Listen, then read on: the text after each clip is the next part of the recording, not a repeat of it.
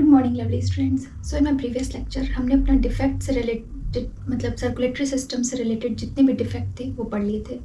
जैसे आपका एंजियोग्राफी है, एंजियोग्राफी कैसे होता है, एंजियोप्लास्टी है, ठीक है, कोरोनरी आर्टरी डिफेक्ट देख लिया था।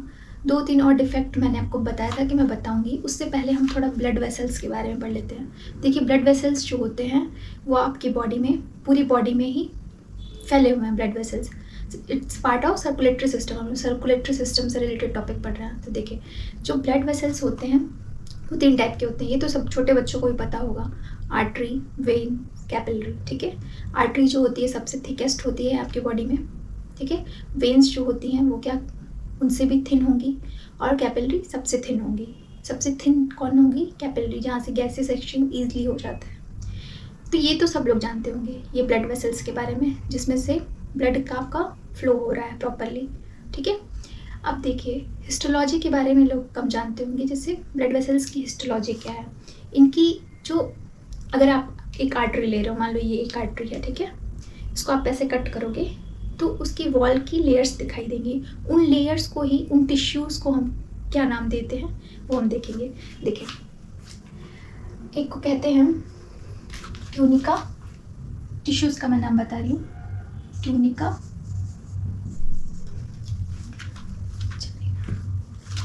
ट्यूनिका मीडिया, ठीक है। एक होती है ट्यूनिका एक्सटर्ना, ट्यूनिका एक्सटर्ना मतलब first tunica media, second tunica externa and third होती है आपकी tunica interna. Interna, I hope आपको दिख रहा होगा, इंटरना, ठीक है। अभी मैं क्लियर कर दे रही हूँ क्या होते हैं। तो मतलब जब आप इसको कट करोगे आर्टरी को या वेन को, तो इसमें 3 वॉल लेयर दिखाई देंगी, उन्हीं को हम कहते हैं, मतलब जैसे आपकी आर्टरी और वेन्स और कैपिलरीज बनी हुई हैं, ठीक है। तो देखिए, आर्टरीज जो होती है उसमें क्या होता है, आपकी ट्यूनिका मीडिया की लेयर जो होती है वो थिक होती है। This is your tunica media, इधर आपको दिख रहा हूँ, ट्यूनिका मीडिया की लेयर थिक होती है। ट्यूनिका एक्सटर्ना क्या है? थिक है। एक्सटर्ना मतलब एक्सटर्नल लेयर में है, इंटरना मतलब इंटरनल लेयर में।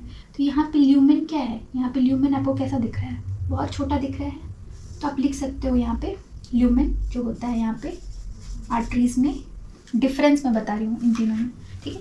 तो ल्यूमेन क्या होता है यहाँ पे? नैरोवर होता है। इसको नोट डाउन कर लीजिए, इंपॉर्टेंट है, नैरोवर। 1-2 डिफरेंसेस तो सबको पता होंगे, लेकिन इतने सारे डिफरेंसेस नहीं पता होंगे जनरली लोगों को, ठीक है। तो ट्यूनिका मीडिया यहाँ पे थिकेस्ट होती है। अब देखिए, आर्टरीज के बारे में पहले पढ़ लेते हैं। Carry oxygenated blood. Obviously artery क्या करती है, आपके हार्ट से ऑक्सीजनेटेड ब्लड लेकर पूरे बॉडी पार्ट्स में लेके जाती है। लेकिन एक्सेप्ट ऐसी कौन सी आर्टरी है जिसमें डीऑक्सीजनेटेड होती है? Pulmonary artery. ये तो बताने की ज़रूरत नहीं है, इसमें डीऑक्सीजनेटेड ब्लड जाता है आपका, ठीक है। ऐसे आर्टरी आपकी ऑक्सीजनेटेड ब्लड कैरी करती है, एक्सेप्ट पल्मोनरी आर्टरी। हमेशा आपको एक्सेप्शन दिमाग में रखना है, ठीक है। अब देखिए, वॉल्स यहाँ पे एब्सेंट होते हैं। अब क्यों एब्सेंट होते हैं मैंने आपको कई बार बताया, ठीक है। आप मुझे कमेंट सेक्शन में लिख के बताएंगे। Carry blood away from heart. Obviously oxygenated blood को पूरे बॉडी पार्ट्स में लेके जाना है, तो हार्ट से आप दूरी तो जा रहे हो ना, फॉर अवे जा रहे हो, दूर जा रहे हो। तो ये किसका काम होता है? आर्टरी का। लोकेशन डीप होती है। आर्टरीज को आप ऐसे देख नहीं सकते सुपरफिशियली तरीके से, लेकिन वेन्स को आप देख सकते हो। कुछ आर्टरीज मैंने आपको एक्सेप्शन में बताई थी, कुछ ऐसी आर्टरी आपकी बॉडीज़ में होती हैं, लोकेशंस पे होती हैं, जहाँ पे आर्टरीज आपको सुपरफिशियली दिखेंगी, मतलब दिखेंगी। जैसे रेडियल, टेम्पोरल आर्टरी थी आपकी, ठीक है, एंकल की आर्टरी थी, तो ये सब आर्टरी आपको दिखेंगी, ठीक है। तो ये हो गया आपका आर्टरीज के बारे में। वेन्स में देख लेते हैं। ट्यूनिका एक्सटर्ना यहाँ पे थिकेस्ट है। ट्यूनिका एक्सटर्ना मतलब बाहर की लेयर जो है वो आपकी थिकेस्ट पॉइंट पे है। ये क्या कैरी करते हैं? डीऑक्सीजनेटेड। वेन्स हमेशा डीऑक्सीजनेटेड ब्लड कैरी करते हैं, एक्सेप्ट, एक्सेप्शन यहाँ पे क्या है, इसको ज़रूर नोट करिएगा आप लोग, except, yes, pulmonary vein. Pulmonary vein में ऑक्सीजनेटेड ब्लड आपका जाता है लंग्स के पास। मैंने पूरा आपको सर्कुलेटरी सिस्टम पढ़ा दिया है, तो ये तो आपको चीज़ें समझ में आ ही रही होंगी, ठीक है। तो एक्सेप्शन आपको हमेशा दिमाग में रखना है। वॉल्स प्रेजेंट होते हैं किसमें? वेन्स में। तो दिस इज़ वेरी कैसे इसको याद रखोगे कि वॉल प्रेजेंट होते हैं? वी है वी से याद रखो यहाँ पे वॉल्व प्रेजेंट होंगे, ठीक है। Carry blood towards heart, obviously जो डीऑक्सीजनेटेड ब्लड होता है वेन्स कैरी करता है डीऑक्सीजनेटेड पूरे बॉडी पार्ट से, इन्फीरियर सुपीरियर बॉडी पार्ट से आपका ब्लड को, डीऑक्सीजनेटेड ब्लड को हार्ट में लेकर आएगा।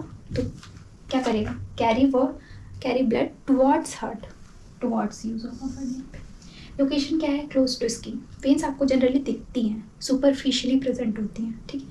इनका ल्यूमेन कैसा है, इनका ल्यूमेन थोड़ा वाइडर होगा एज कंपैरिजन टू आर्टरीज। तो यहाँ पे आप लिख सकते हो lumen wider as comparison to arteries, okay. Capillary सबको पता है, कैपिलरी सबसे थिनेस्ट होती है, मतलब थिन होती है, और क्या करती है, कनेक्ट्स आर्टरीज एंड वेन्स विया आर्ट्रियोल्स एंड वेन्यूल्स, मतलब इसके आगे आर्ट्रियोल्स और वेन्यूल्स होंगे। ये मेनली कैपिलरी क्या होती है, यहीं पे आपको गैसेस एक्सचेंज होता है। अब गैसेस एक्सचेंज मुझे बताने की ज़रूरत नहीं है आपको ना, गैसेस एक्सचेंज मैंने पढ़ाया है आपको पूरा अच्छे से, ठीक है, किसमें, रेस्पिरेटरी सिस्टम में। तो यहाँ पे गैसेस एक्सचेंज होता है O2 CO2 का, जिस दैट्स वाई ये थिन होती हैं। थिन होने की वजह से ही यहाँ पे गैसेस एक्सचेंज ईजिली हो जाता है, प्रॉपर होता है। कैरी ब्लड टू ऑर्गन्स, ये भी भाई ऑर्गन्स को ही जाएंगी ना वापस से ब्लड। वॉल्व यहाँ पे भी एब्सेंट होता है, मतलब आर्टरी और कैपिलरी दोनों में वॉल्व्स क्या होते हैं, एब्सेंट होते हैं, ठीक है। यहाँ पे ल्यूमेन क्या होगा, वाइडेस्ट होगा। क्यों, क्योंकि यहाँ पे सिर्फ एक ही लेयर पाई जा रही है जो कहलाती है ट्यूनिका इंटरना की। तो इसको नोट डाउन कर लीजिए, only tunica interna present, tunica interna present. यहाँ पे मीडिया और एक्सटर्ना नहीं होती है।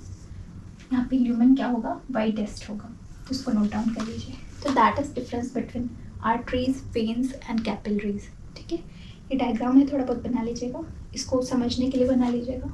अब देखिए, मैंने आपको बताया था डिफेक्ट ऑफ हार्ट वाल्व में कि एक कोरोनरी आर्टरी डिफेक्ट्स आते हैं आपके, ठीक है। कोरोनरी आर्टरी डिफेक्ट से रिलेटेड 2 टॉपिक और हैं आपकी। इसमें मैंने आपको बताया था एंजियोग्राफी, एंजियोप्लास्टी वगैरह कैसे होता है, क्यों करवाया जाता है, कब करवाया जाएगा, जब आपकी ब्लड में क्लॉटिंग आ रही है, तब ये सब प्रोसीजर डॉक्टर के द्वारा किए जाते हैं, ठीक है। ECG करी जाती है, तभी आपको क्लॉटिंग का पता चलता है कितना परसेंटेज है क्लॉटिंग का। उसी तरह हार्ट में एक चीज़ मैंने बताई थी आपको, एंजाइना पेक्टोरिस के बारे में, मतलब छोटे छोटे वैसे टॉपिक्स हैं। एंजाइना पेक्टोरिस, इसमें क्या होता है, सीवियर चेस्ट पेन होता है आपकी हार्ट वॉल में। तो इसको भी कहीं कॉर्नर में एक जगह नोट कर लीजिएगा। एंजाइना पेक्टोरिस में क्या होता है, हार्ट वॉल में सीवियर चेस्ट पेन इसका सिम्टम है। कार्डियक अरेस्ट में आपका क्या होता है, हार्ट की वॉल पूरी तरह से डैमेज हो चुकी है, वहाँ पे बचने के कोई चांसेस नहीं होते। एक बार हार्ट अटैक में बचने के चांसेस होते हैं, ठीक है। तो यहाँ पे एंजाइना पेक्टोरिस क्या होती है, चेस्ट, सीवियर चेस्ट पेन आप लिख लो। कार्डियक अरेस्ट में बताइए, एक और बताया था मुझे, मायोकार्डियल इंफार्क्शन, ये डिजीज़ वाले में लिख लेना आप लोग, जो मैंने उस दिन बताया नहीं था आपको। मैंने बताया था कि आगे के लेक्चर्स में बता दूँगी, ये लास्ट ही लेक्चर है आपका। इंफार्क्शन, इसमें क्या होता है, इसको इम्पॉर्टेंट नोट कर के लिख लीजिएगा। ये जो आपकी हार्ट की वॉल है उसको प्रॉपर इनसफिशिएंट ऑक्सीजन पहुंच रहा है, मतलब ऑक्सीजन प्रॉपरली पहुंच नहीं रहा आपके हार्ट के वॉल के पास, तो ये मायोकार्डियल इंफार्क्शन उसको कहते हैं। तो ये पूछ सकता है आपसे कॉम्पिटिटिव एग्जाम्स में कि मायोकार्डियल इंफार्क्शन में सिम्टम्स क्या आते हैं, मतलब आपकी ऑक्सीजन जो है, ऑक्सीजन का जो अमाउंट पहुंचना चाहिए आपके हार्ट वॉल के पास, हार्ट को मिलना चाहिए, उतना नहीं मिल पा रहा है, मतलब इनसफिशिएंट ऑक्सीजन मिल रहा है, तो उसको हम कहते हैं मायोकार्डियल इंफार्क्शन, ठीक है। ये बहुत सारे रीजंस की वजह से हो सकता है, एक तो इनसफिशिएंट ऑक्सीजन पहुंच रहा है आपको, और ऊपर से अगर आपके ब्लड में क्लॉटिंग है तब भी आपको ऑक्सीजन रेयरली ही पहुंचेगा, प्रॉपरली नहीं पहुंच पाएगा, ठीक है। तो ये लिख लीजिएगा। और 2 डिजीजेस और हैं,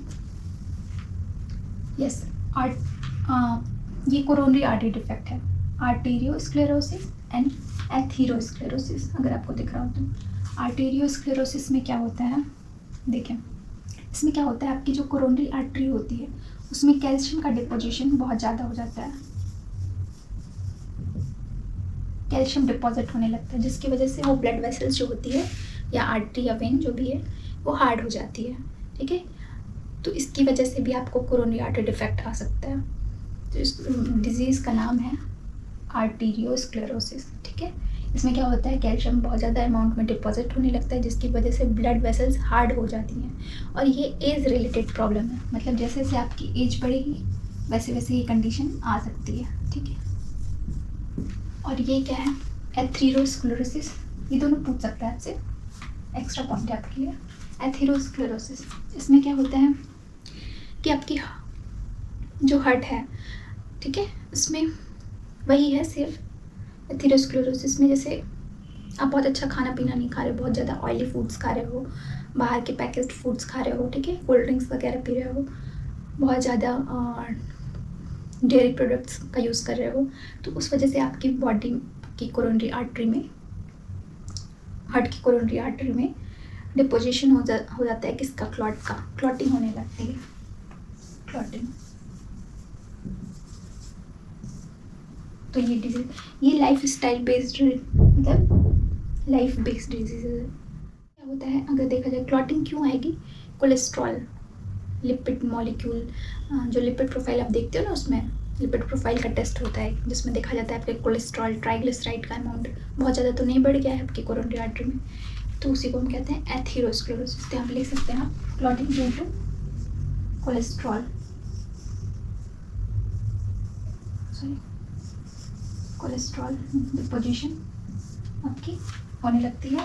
और एक और लिख सकते हो आप, ट्राइग्लिसराइड, इन सब का डिपोजिशन आपकी हार्ट वाल में होने लगता है, जिसकी वजह से क्लॉटिंग होती है और ये डिफेक्ट आता है एथेरोस्क्लेरोसिस, ठीक है। और ये लाइफ डिसऑर्डर है, मतलब लाइफ डिसऑर्डर का मतलब क्या होता है, जब आप बहुत अच्छा खाना पीना नहीं कर रहे हो तो ये डिजीज़ आ सकती है, ठीक है। तो this is all about the circulatory system. मैंने मतलब मोस्टली आपको टॉपिक्स पढ़ा दिए सर्कुलेटरी सिस्टम से रिलेटेड, जितने भी टॉपिक्स आपके कॉम्पिटिटिव एग्जाम्स में पूछते हैं, इम्पॉर्टेंट जितने भी टॉपिक्स हैं सब मैंने आपको कवर कर लिए हैं, ठीक है। तो अब हम देखते हैं, अगर पॉसिबल हो पाए तो रिप्रोडक्टिव सिस्टम या डाइजेस्टिव सिस्टम, दोनों में से कोई एक स्टार्ट करेंगे, ठीक है। मिलते हैं नेक्स्ट वीडियो में, थैंक यू सो मच।